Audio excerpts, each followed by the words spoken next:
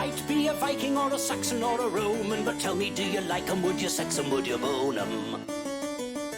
Would you go to bed with King Ethelred? Would you bonk William the Conqueror, romp in the sheets with Samuel Pepys? Mussolini was a meanie, led a fascist insurrection, but does he make you creamy? Does he give you an erection? Would you pork Richard the Duke of York? Does a boner start when you think of Bonaparte? Are you sexually aroused at the thought of Pol Pot? Historical hot or not?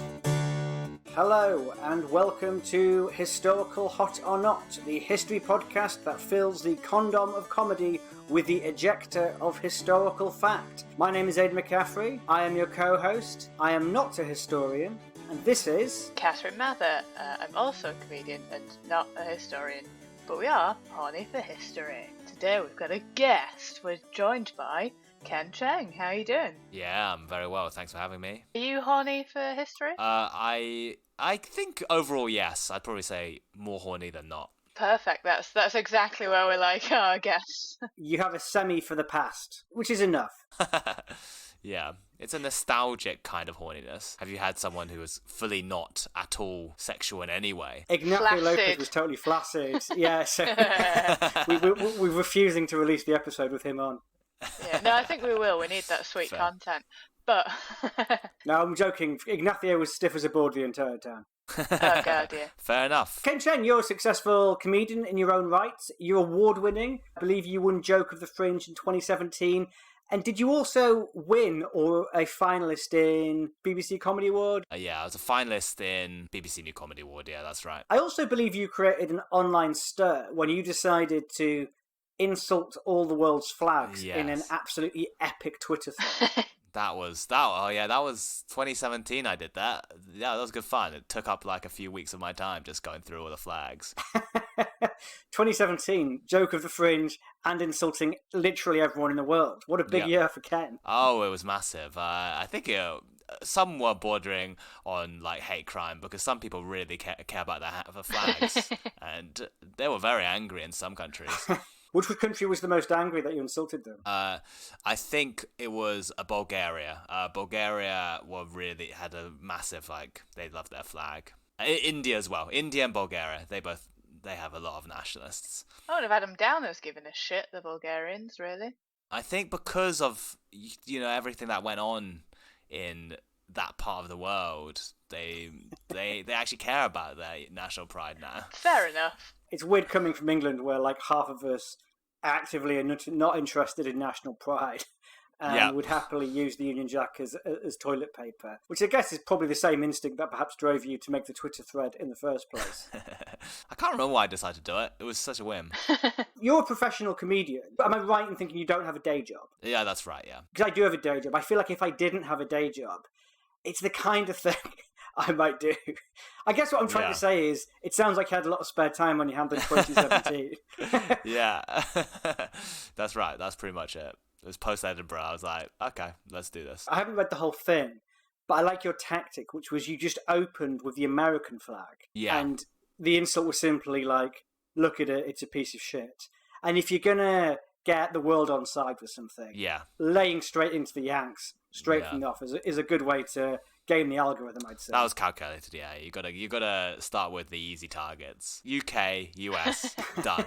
Unite the world. And fair enough. We've still got the British Museum full of shit. We can't be upset that people don't like our shit flag.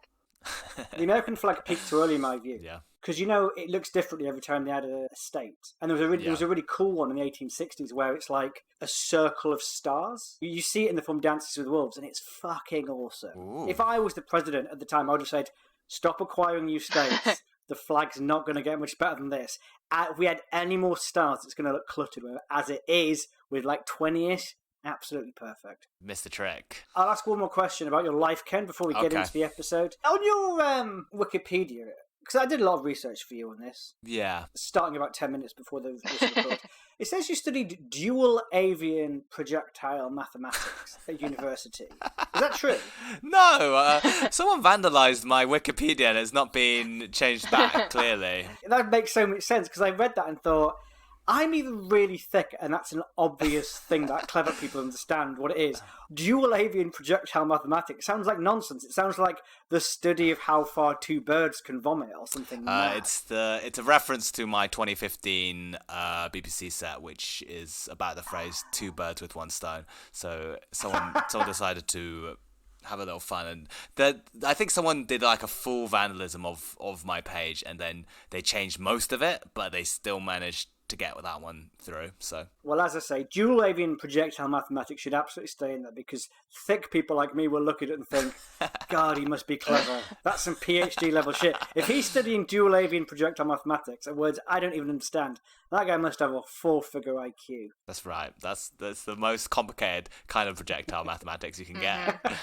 Two birds. Because if it was like single avian projectile mathematics, that's not complex. Piss. No, But easy. dual and triple. Piss. A child could do that. Kath, do you want to explain to our lovely guest the format of this here pod, and then we'll get into it? I absolutely can do. So every episode, we like to begin by objectifying our subject for the episode. I have a little photograph sent. That'll be their profile picture that they have on their eTrust app. A very, very real historical application that we did not just make up for this podcast. Then we'll hear a little bit about them, about their life and times, and then we'll just decide whether we would fuck them or not, and they'll go on the Bayeux Tap Baptistry if we would. If not, I guess we'll just forget them, go home, have a wank. Happy days. Aidan, it's your episode. It's a bit heteronormative, this podcast usually can. I usually pitch the opposite gender to the person we're talking to. But one thing we didn't mention about our guest is that you are also, if I'm not mistaken, a professional gambler, as well as being a comedian. Is that true? That's right, yeah, that's correct. You've done a lot of good research. This is incredible stuff. Aidan's frightening. He's really scary. Yeah, deep dive. Yeah, he knows your home address and inside leg measurement. It's weird. That's important to know. I don't think I even know that. No. Well, you'll get a nice pair of trousers delivered to your house, and you'll be like, that's fucking Aidan. That is the payment for this pod, right? I wish we were making enough money off this pod that I could do that for every guest, but alas not. If you want to donate, listeners, it is ko-fi.com/hotnotpod. Send us some money so we can make some suits for our guests. Not suits, just the trousers. Yes, Ken is naked from the waist up. As we So Ken, yeah, it would have nice been to pitch a lady at you, but I thought I'd try and find a famous gambler from history to pitch to you. And you Google famous gamblers from history, it does tend to be men. It's a male-dominated field, the world of gambling. Maybe not now, I don't know, but certainly in black and white times. If you two would open your eTrothed app, and you will see an image of the person we will be discussing on today's episode. And that is Alvin. He is 80, and he is from Missouri. He's 80. Well, he died when he was 80, but he's a bit younger in this photo. So far, in a purely superficial sense, what do you make of Alvin? A good-looking man or not? Yeah, I'd say he was good looking. I think he's quite plain looking, but he has a he has quite a strong facial bone structure. That's always good. Mm-hmm. I think that he would make a wonderful spy in that he is nondescript. Like, he could disappear into a crowd very easily. Yeah, if the crowd was like in the 1920s, if he was going around dressed like that now, everyone would be like, who is that sharp guy with the absolutely massive hat on? Yeah. And the upturned collar. The upturned collar strikes me as like someone saying, how can I make myself totally conspicuous? If he wants to be inconspicuous, should have the collar down. He should. It's true. And also, the top of that hat isn't in the photograph. So, for all we know... Oh, it could go forever. Yeah. Now that I can only picture it going forever, now that you said that. I, for one, hope it does. Please don't send us a full-length version of this picture in which it's a normal-sized hat, because I'm out of the pod. Do you know what it's got? It's got wedding cake vibes. Because like there's like a black tier and then a white tier, it just makes me think then there's another tier on top of that, and then on top of that, two little figurines of a couple getting married. Or one of those novelty ones where it's a bride dragging a groom by the scruff of the neck, and he's just kind of sat on the floor of the cake, resigned to his fate. And it's like, if that is the happiest day of your life, And that is how you're representing the happiest day of this relationship. Good God. When you said a novelty one, for some reason I thought you meant novelty hat, not a novelty wedding cake. Like maybe there'd be like a little helicopter blades on the top of the hat. That would be a fun look for a 1930s gambler, I think. Yeah. Yeah, it's how he won most of his money. People are too focused on the hat. The never-ending blade hat.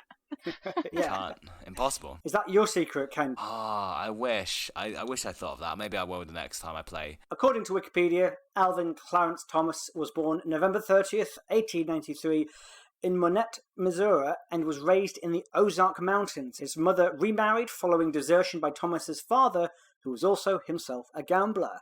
At the age of 16, Thomas left home with only $1 to his name and began a nomadic life of hustling and gambling in the rural south-central USA.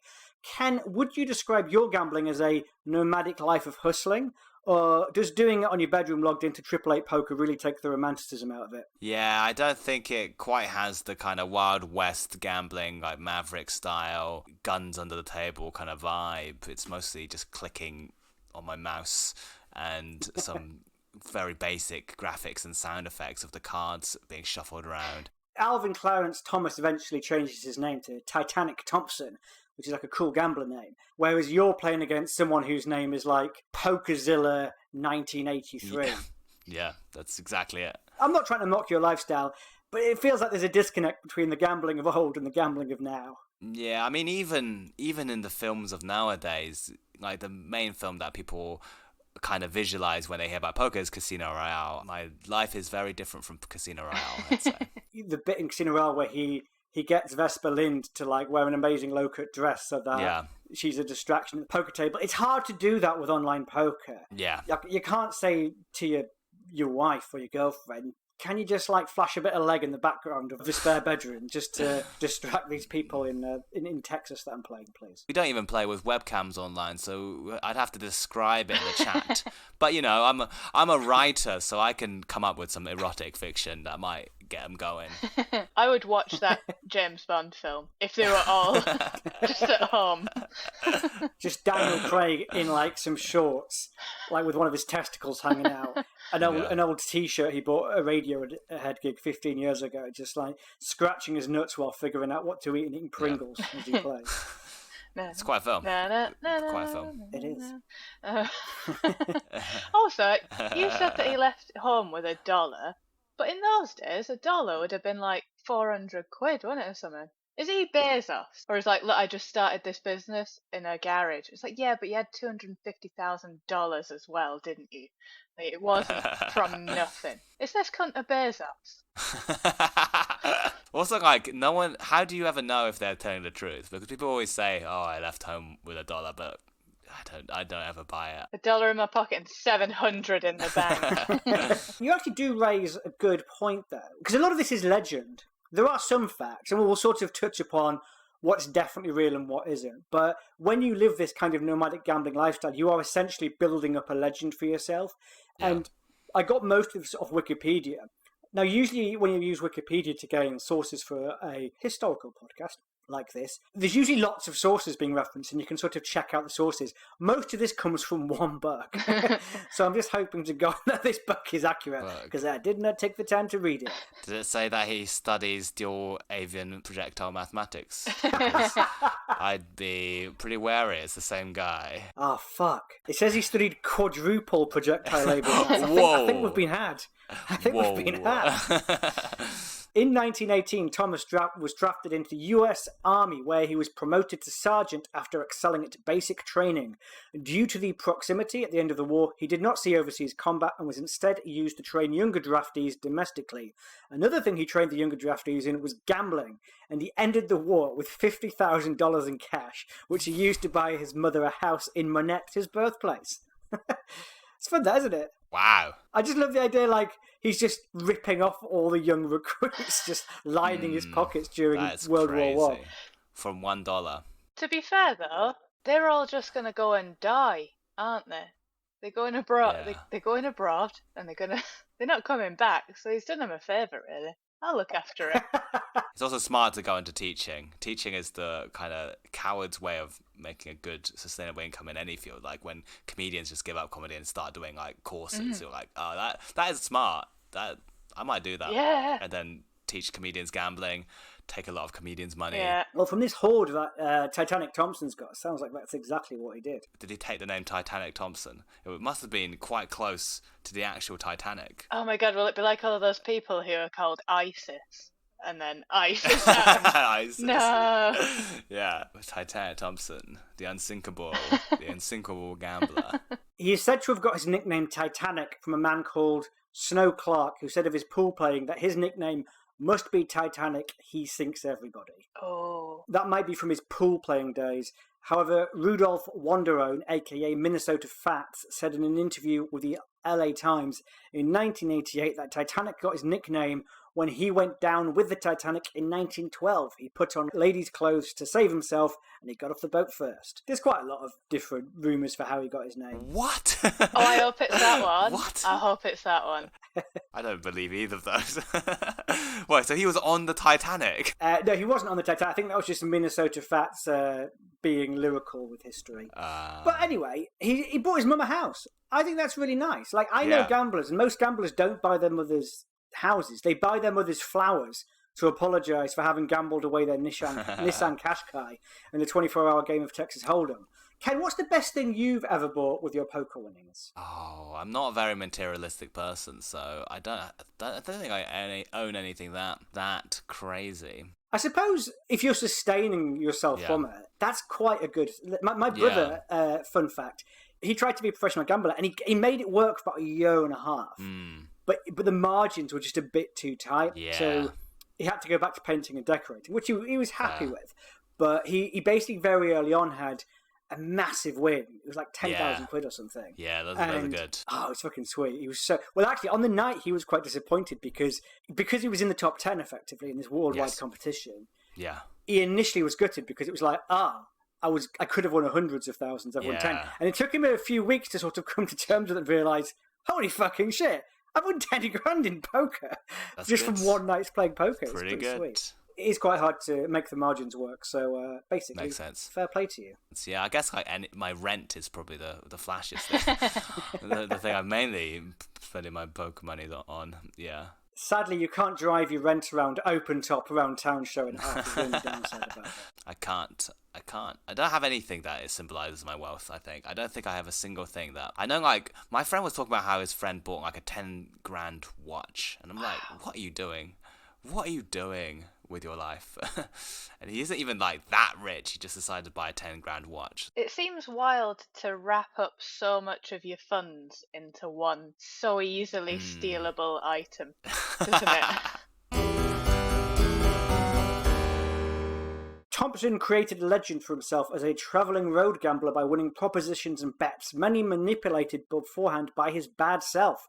For example, Thompson bet he could throw a walnut over a building after unknowingly to his opponent filling the hollow shell with lead. He bet he could throw a large room key into a lock, which I think is very Finch off The Office behaviour. Yeah. It's very like, I bet I could throw this shoe over this puck, but it's just a guy from Southern America doing it. Could give you a list of 50 things I could beat them at. Both of us. It's like throwing. Wait, so he could throw a key into the lock from a distance? Well, I don't know if he could. He bet he could. Poker players get into wild, what they call prop bets, like completely wild bets on absolutely anything. There was one prop bet where a guy said he could live in a hotel bathroom for a month. With the lights, but without any sort of like outside light, and just food had to be delivered to him, and he wasn't allowed to leave the bathroom. I think he lasted a few days before he was just like, no, I'm not doing this. That's mad. That's the scene from The Shawshank Redemption when he gets put in the hole, but he's just volunteering to do it entirely of his own accord. I'll find out how much he bet on this. It was a lot. Oh wait, I think he won it. Oh my god. What hotel? And who's paying for the hotel? And his name was Mr. Ken Cheng. Two poker pros wagered 100 grand on whether or not one of them could live in complete isolation for 30 days and without light at all. I think it was a complete pitch black bathroom. Wasn't allowed any human interaction or entertainment outside of a paddle ball and Rubik's cube. Trying to do a Rubik's cube in the dark. In the dark. So what happened was he lasted 20 days, and the other person in the bet decided, I'm going to buy out of this bet because I think it will last the rest. So bought out of it for only 60 grand. So the man made 60 grand just staying in a bathroom for 20 days. Oh my god. They didn't go mad. That's insane. He probably did go mad, but he probably thought 100 grand is worth going mad for. I'll take 100 grand. Well, actually, it was probably a self-fulfilling prophecy. He was probably already mad to have made the bet. Yeah, so he that's true. thought, I've got nothing to lose by winning this bet. And now he's got the nicest room in Bethlehem. The other prop bet that I always cite is the poker player in 1996 did a 100 grand bet. He had to agree to receive breast implants and keep them for 1 year.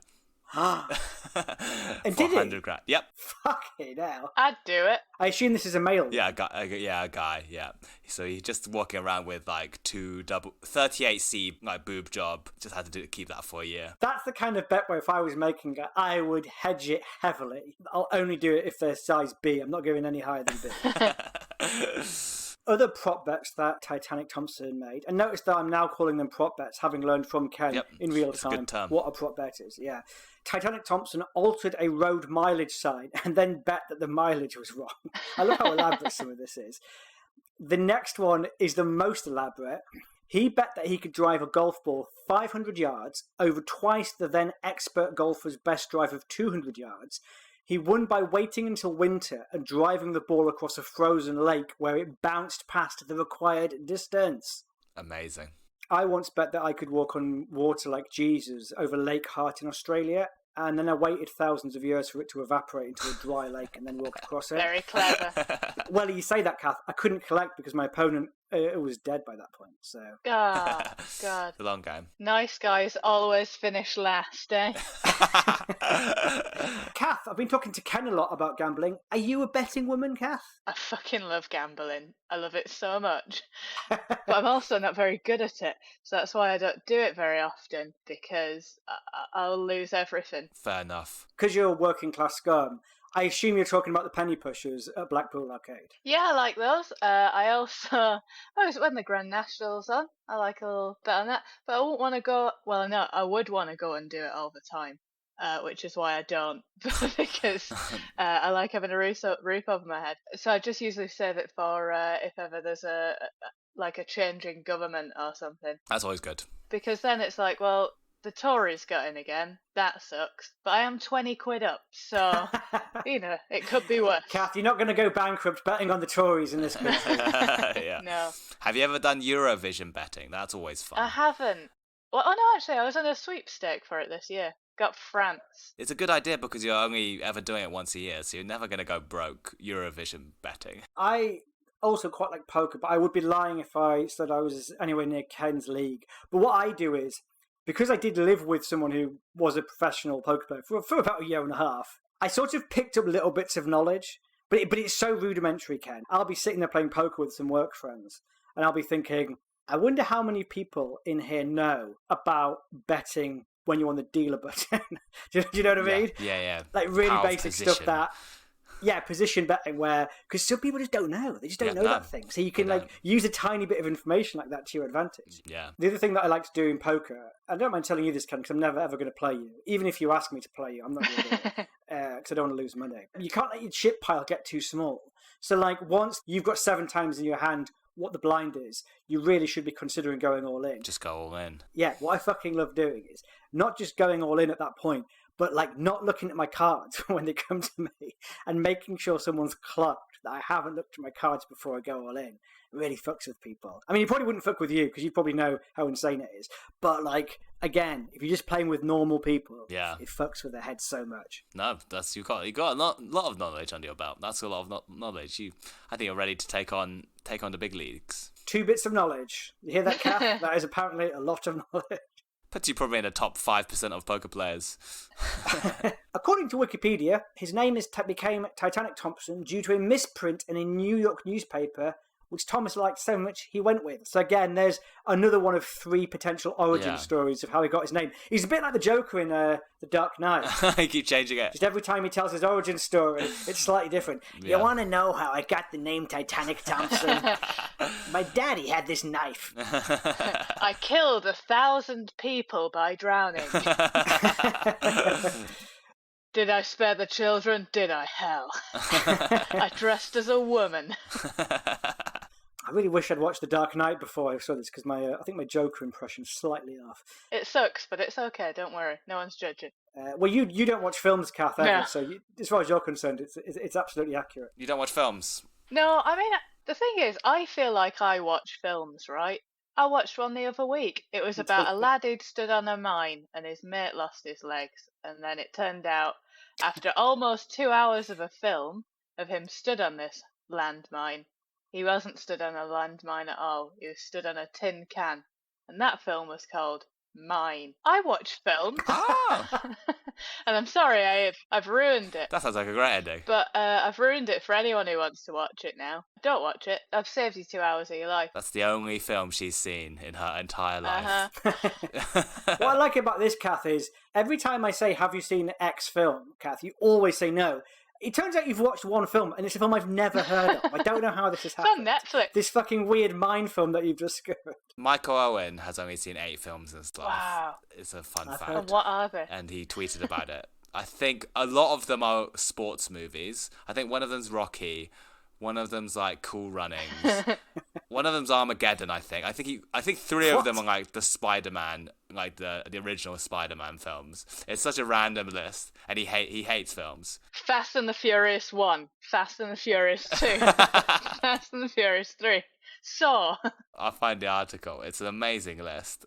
Okay, Rocky, Heat, Ghost, Jurassic Park, Cool Runnings, Seabiscuit, Karate Kid, and Forrest Gump. Wow. But they're all quite good films. You think after watching those doozies, he'd be bang up for watching some more. But He apparently hates not. them.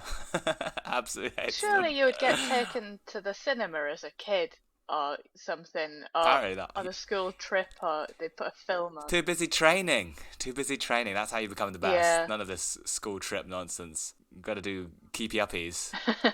I'm going to replace you on this podcast, Kath, with Michael Owen, because he has watched 6 more films He than has. you. So therefore, I have more in common with Michael Owen than I do with you. No, I've watched Sonic the Hedgehog as well. That wasn't too bad. Nice. Another one that I haven't seen. Wow. Yeah. What defines how you pick these films? Whoever I'm with is putting them on. That's how Yeah. I make my selection. I have nothing at all to do with it. But I can also only watch films that Aidan hasn't seen. So it's a really small list. How does Sonic the Hedgehog end? Is it just him in a hedge for 2 hours, and then at the end it turns out it wasn't actually a hedge, it was a tin hedge? It was a bonfire. It's harrowing. Awful film. Ken, speaking of poker nicknames, do you have a poker nickname? Sadly, I don't. I don't have a recognisable one. I wish I did. Today's your lucky day, mate. Because I was Yeah, hoping you'd give say me it. one. Because I have written some poker names for you. Yeah, amazing. Ken Cheng. They call him the cheap deck chair because he never folds. Oh, that's good. That is good. It's good, isn't it? Ken Cheng. They call him Ken Semiconductor Cheng because he has all the chips. Excellent. I'm liking this slightly delayed. I also had Ken Taiwan Cheng because Taiwan is the global leader in semiconductor chip production, but you're not actually Taiwanese, you're Chinese, so that actually might get a bit confusing. So we'll scrap that It one. might get me in trouble. Like, all the China. I'm staying clear of any China-Taiwan business. A lot of comedians are getting targeted in China for all this. I'm staying out of it. I'll cut this bit so you don't get targeted by Chi. Yeah. No, keep it in. So if I do, you're definitely being watched by the Chinese government. Yeah. You've got at least one listener. Yeah, if the Chinese government are listening to this, that means someone's out there, so it's all good. Yeah. Kath, I didn't want to leave you out of this. I've written one for you as well, Oh, Kath. And it's a historical one to keep us on brand. Kath Indus Script Mather, because no one can read you. Because no one can Nice. read the Indus script. That's Hey. Yeah, nice, very good. And mine's a self-deprecating one. Mine is Aidan Irish Potato Famine McCaffrey, because I regularly have no chips. Excellent. And you killed millions. Historical Hot or Not will be doing a live recording. At the Edinburgh Fringe Festival. That will be on the 22nd of August 2023, the year that we're in now, at 12:30. I want to say AM, it's PM though. The midday one, not the midnight one. It'll be part of the podcast hour. And that episode will be recorded as part of Laughing Horse at the City Cafe. There is a link to the day we are recording. Each day is a different podcast being recorded. We will only be there on the 22nd, and the ticket link in our Hot Not Pod link tree, which is available on Instagram and Twitter, has a link directly to the day we are recording. I will also be doing my Edinburgh show, my debut, at the Edinburgh Fringe Festival. My show is called Scream Inside Your Heart, and it will be at the Three Sisters in the Wee Room at 12 noon, 12 midday, not midnight, and that will be on from the 3rd to the 20th of August. Titanic Thompson was an exceptional golfer, being called the best shot maker I ever saw by Hall of Fame golfer Ben Hogan. He refused to go pro, though, on the grounds that he couldn't afford the cut in pay. Ken, club comedy notoriously doesn't pay very well. Does this mean you're doing so bad at poker you need to do comedy, or are you doing so well at poker that you can afford a loss-making hobby? Oh, it really oscillates between the two. It oscillates between comedy being my passion that I use for poker to fund, or comedy being the driving income to fund poker, which is my passion. That costs a lot to do. Are they always hanging in like total zen balance? Like, yeah, if you have a good gig, you know you're getting kicked out of that tournament the next day. If you win that $100,000 prize, you're going to bum at the comedy store the next night. Yeah, if you're rich, you're not funny. You can't be funny and rich. Impossible. Or like happy. When I wrote some of my best stuff at my saddest, and now I'm quite well rounded. I'm doing all right. Me too. And you can't write for shit. Me too. It's hurting my comedy career. Yeah, I know, it's difficult. I just need work to blow up or something. You know, a really traumatic event. Yeah, get an Edinburgh show out of that. I'll get Reese to cheat on you, Kath. No, I don't. A lot of the Wikipedia article is taken from one source, Kevin Cook's Titanic Thompson, the man who bet on everything. But there's quite a lot of World Golf Hall of Famers, such as Harvey Penick, Paul Runyon, Byron Nelson and Sam Snead have all recounted their own stories of their encounters with Titanic Thompson. So there is a legend here. It doesn't appear that it's entirely based in bullshit. According to Wikipedia, Thompson was married 5 times and had 3 children. He also had affairs with golden era starlets such as Jean Harlow and Myrna Loy, who usually settle down with a new woman, get married, and then leave to resume his life of nomadic gambling, but would leave the wife with comfortable housing and financial support. This is the same story with his mum. Like, he's putting it out there, but he's also putting his wealth out there. It's like he's buying himself out of all these relationships. The most honourable cad you can get. Yeah, the financially solvent stud. He'll break your heart, but not your credit rating. You know what? That is all I was looking for on Hinge. I'll be a divorcee if I can have a nice apartment in Zone 2. Well, you need to go back in time and bang Titanic Thompson. And you will have that option at the end of this episode, Kath. Yeah, it's looking better by the day. Yeah, if I say yeah, do I get a house? Yeah, he'll marry you, get you pregnant, and leave you with like $1 million or something. That's like the sort of deal that you're into with him. I don't want to be pregnant. I'll be one of the 2 that didn't have children. Ken, do you fuck about?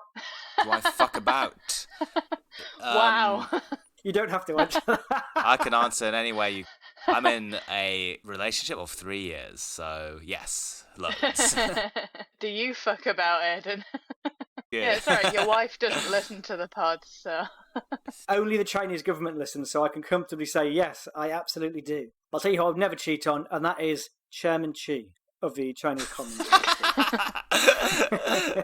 As well as making a killing on bets, Titanic Thompson also made killings on literally killing 5 men through the medium of killing after he killed 5 men. The first happened in rural Arkansas when he cheated on a game of dice while gambling on a boat with a man called Jim Johnson. The boat was Thompson's. He had won the boat in a previous bet. Now, just stop there for a second. Gambling is so ingrained in Thompson's character. Even in this story, there's allusions to the entire setting of the story being a prize he had won previously. I bet that when Titanic Thompson was a sperm, he bet the other sperm he could beat the other sperms to the egg. And then I bet he bribed the egg to switch fallopian tubes at the last minute so he could get there before them. Mm-hmm.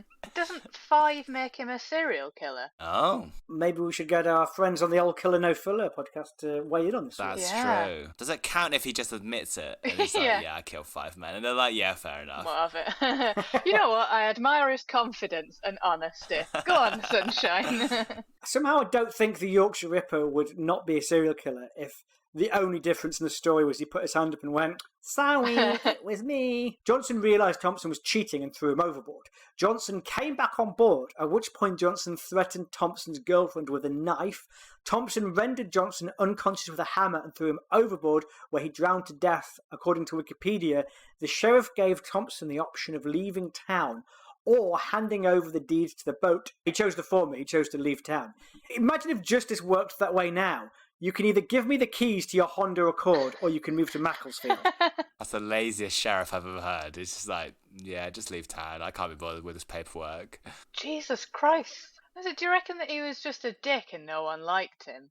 Or did he not have anyone who loved him that would care? He was playing dice on another man's boat. Like, he must have not had much of a life. Died by hammer. That's insane, man. Did he get punished for any of them? Well, let's get into this. All of Thompson's other killings were in self-defence as assailants tried to rob him of his winnings. In one incident in St. Louis in 1919, the local police chief thanked him as the 2 people he killed were wanted bank robbers. Oh my god, I just love the idea that he shoots them and then it's just dollar bills going like that to the ground. Like a video game. Jump on them. One of the men he killed was 16-year-old Jimmy Frederick. That's not a man, that's a child. One of the children that he killed. One of the boys that he killed was 16-year-old Jimmy Frederick, Thompson's caddie that day. Oh my god. Yeah, he donned a mask and tried to rob him at gunpoint. As he died, he confessed he'd been trying to rob Thompson. Wow. Oh my god, I bet he heard him coming because he could hear the golf clubs jingling around in the bag. He's just doing it in his little motorised caddy. Jimmy, why are you driving towards me at 10 miles per hour, the top speed of that device? Just stay still, I'm going to run you over. He never got punished for anything then. That's insane. Even if you're a bad guy, somebody loves you, right?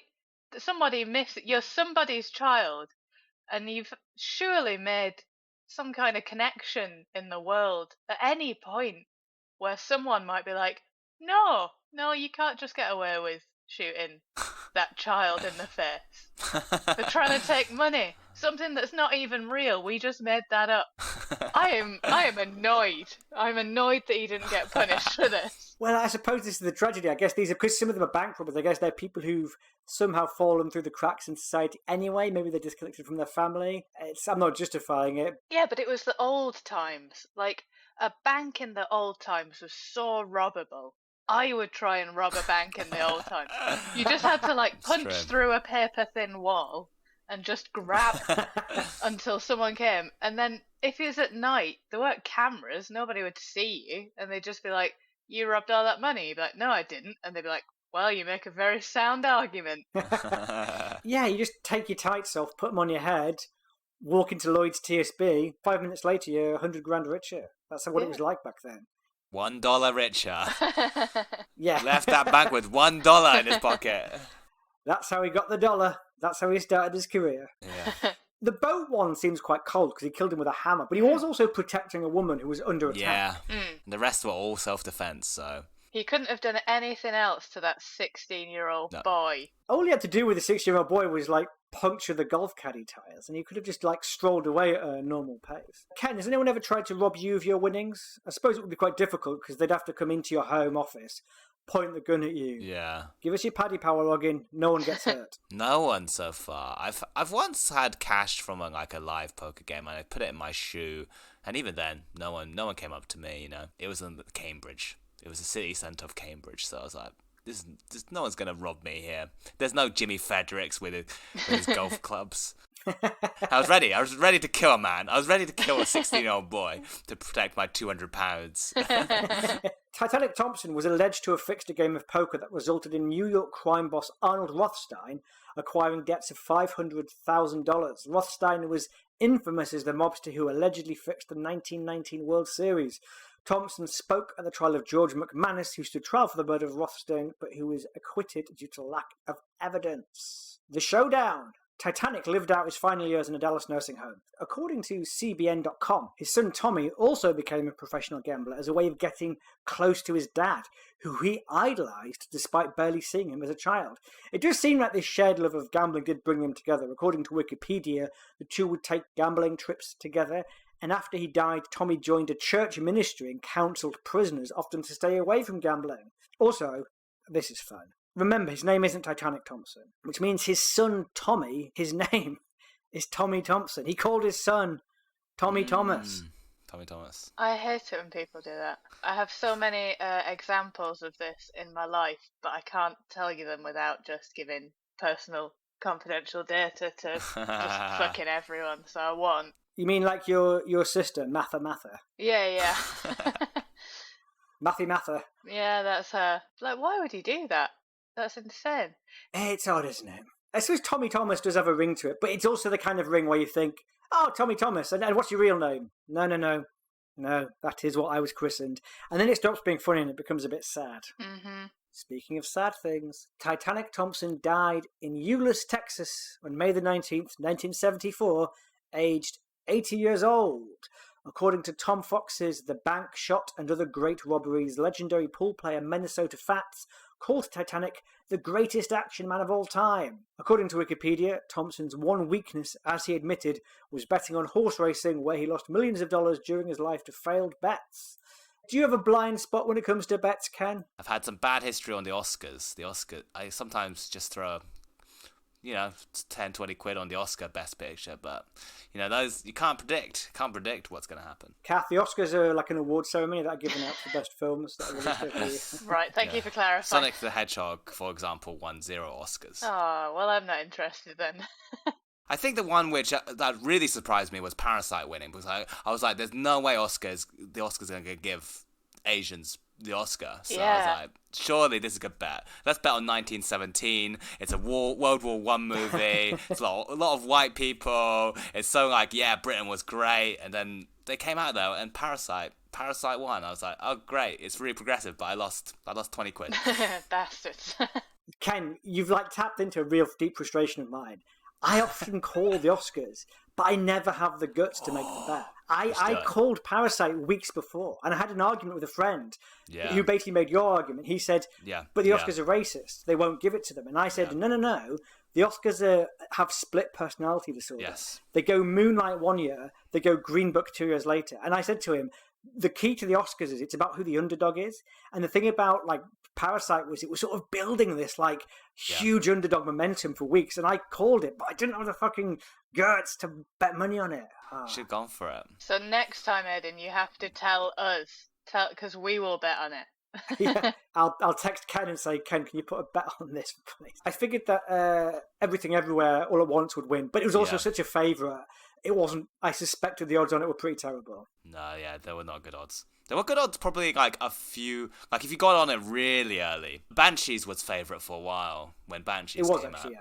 Yeah, and then that was a perfect time to strike Everything Everywhere before the hype. But then the hype started, and it was like, oh, okay, it's going to win everything. It won more than I thought it would as well. I didn't think Jamie Lee Curtis would win. That was a shock to everyone. And she's great, but the thing about Oscar betting is it's often not. You slightly have to disconnect what you think. I think she's great in that, but I also didn't think she'd win because it's not the kind of thing that would win. Which I guess was your Parasite logic. This is a great film, but this isn't the kind of thing that wins. So therefore, they do keep you guessing.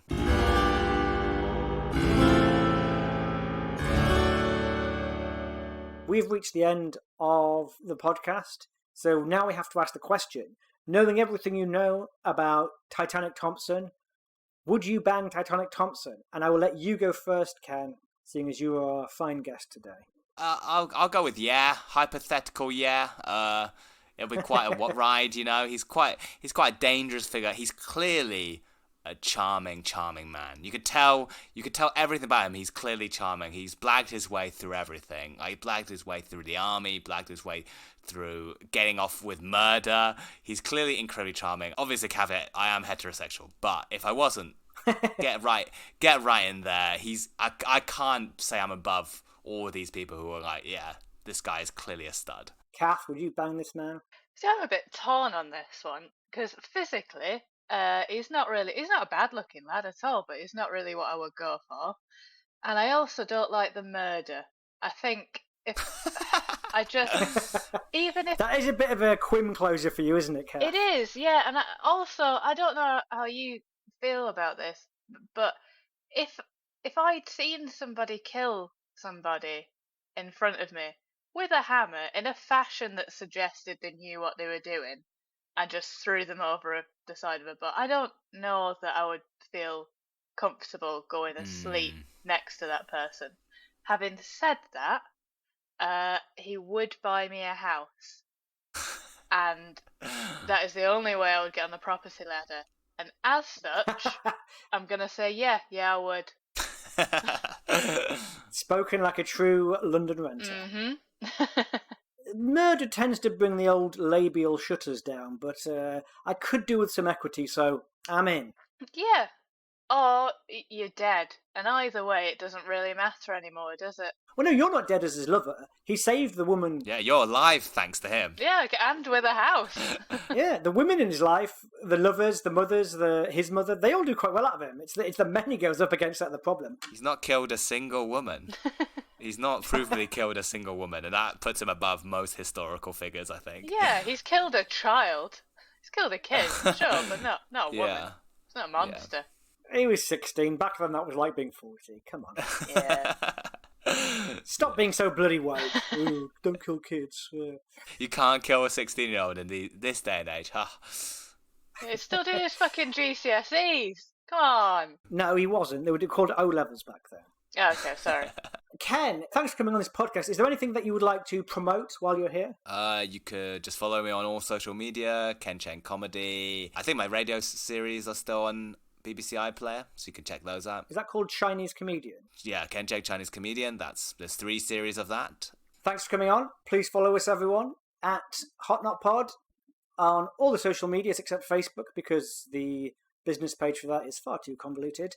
Please retweet us, share us, tell your stories. We post little videos every week of the episodes. Share them, tell your friends about us. Thank you very much. And remember, it's not what's on the outside, it's what's on the inside of the coffin that counts. Spread your legs, spread the word. See you next week, people. Goodbye. You have been listening to Historical Hot or Not, written and created by Aidan McCaffrey and Catherine Mather. The podcast art was by our good friend Richard Todd, and our theme music by excellent musician and also good friend David Eagle. We also have music by Ergo Fismes, latter licensed from the Free Music Archive. If you've enjoyed us and you would like to donate to the cause, we would love you to do that also. You can find us at ko-fi.com/hotnotpod, and you can download bonus episodes of Historical Hot or Not from Acast Plus. The link is available on our Linktree, linktree.com/hotnotpod. Bye!